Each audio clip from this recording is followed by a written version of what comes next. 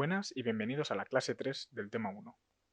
Hablaremos sobre el modelo de capas y los protocolos, y veremos qué son y para qué sirven las direcciones IP y las direcciones MAC.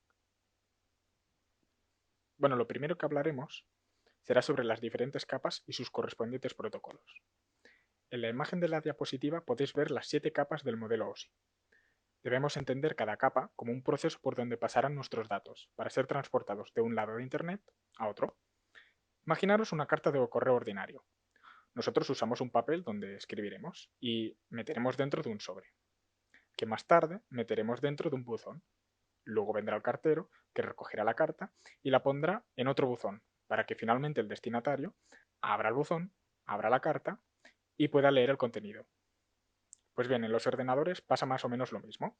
A grosso modo, nuestros datos se irán encapsulando en las distintas capas para que el destinatario las desencapsule. ¿Y por qué se encapsulan? Pues bien, la razón es más o menos sencilla. Básicamente es porque una aplicación o un programa, por ejemplo, no sabe cómo transmitir electricidad en un cable, igual que un trozo de papel no tiene piernas para llegar a su destino. Así que cada capa se encarga de un trozo del envío de los datos. ¿Sí? ¿Me vas siguiendo? Bueno, y entonces, ¿qué son los protocolos? Pues bien, en cada capa hay unos protocolos específicos y sirven para comunicar capas del mismo nivel, del emisor con las del receptor.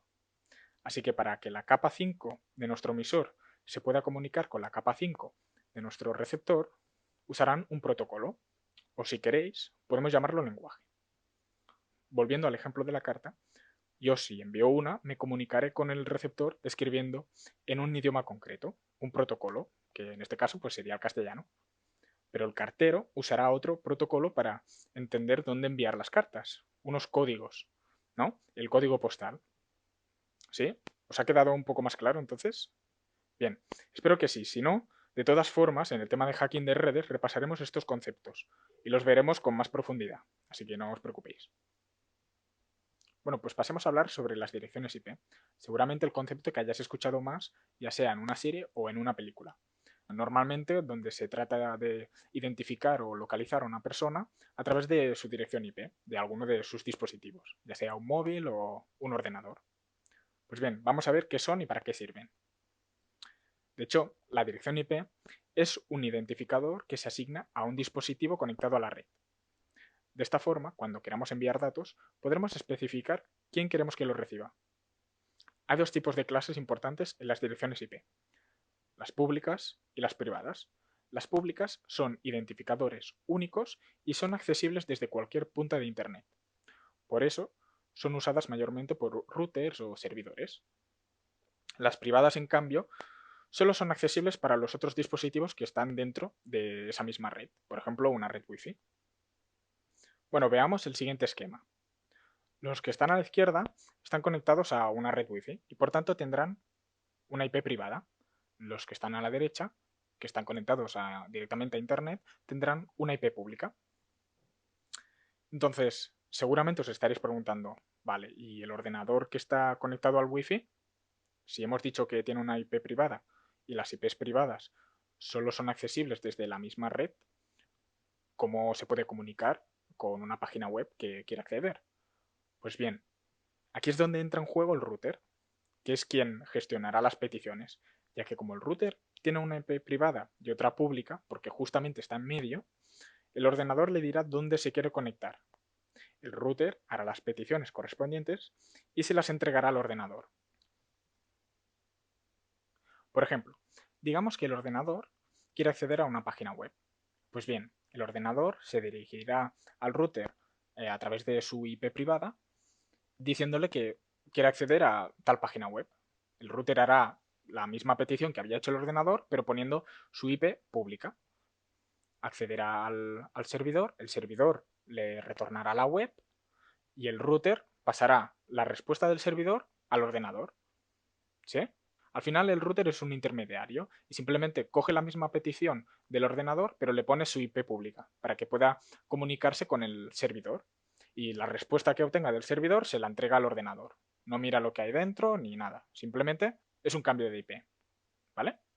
Bien, pues volviendo a la diapositiva anterior, vemos que existen dos versiones de IP. la IP versión 4 y la IP versión 6. Y no quiere decir que la 6 sea más eficiente, simplemente es un tema de combinaciones. Como podéis ver, el formato de la versión 4 son 4 dígitos, separados por un punto. Cada dígito va de 0 a 255. En cambio, la versión 6 tiene 8 huecos, separados por 2 puntos, donde hay tanto números como letras. Esto es así ya que las combinaciones de IP versión 4 que se pueden asignar se han agotado por el incremento masivo de servidores. Actualmente se reusan algunas, pero la versión 6, que tiene muchas más combinaciones, es la que se usa actualmente. Bueno, hablemos ahora sobre las direcciones MAC, que ya os digo por avanzado que no tiene nada que ver con Apple. Esta es más simple que la dirección IP, y es que cada dispositivo viene de fábrica con una dirección MAC única. La primera mitad de estos dígitos informan del fabricante, y por eso, pues, si el fabricante tiene distintos dispositivos, modelos y todo esto, la primera mitad siempre será igual. Y la segunda mitad informa del número de serie. Este número, además de servir para corroborar que un dispositivo te pertenece cuando lo has perdido o te lo han robado y lo han encontrado, sirve para relacionar dispositivos en una red con una IP privada. O sea, sí, el router tiene una tabla de asignaciones y en esta tabla pone una dirección MAC y qué IP le pertenece. De esta forma puede saber qué IP está asignada a cada dispositivo y asegurarse de que envía la información al destinatario correcto. Bueno, pues hasta aquí los conceptos básicos de redes. Como estáis viendo aquí en la diapositiva, en el capítulo de hacking de redes, veremos un poco más sobre cómo funciona esto. Muchas gracias por haber llegado hasta el final. Recuerda que si tienes cualquier duda puedes usar el foro y al final del tema 1 tienes unos enlaces interesantes que te pueden servir por si quieres investigar un poco más por tu cuenta.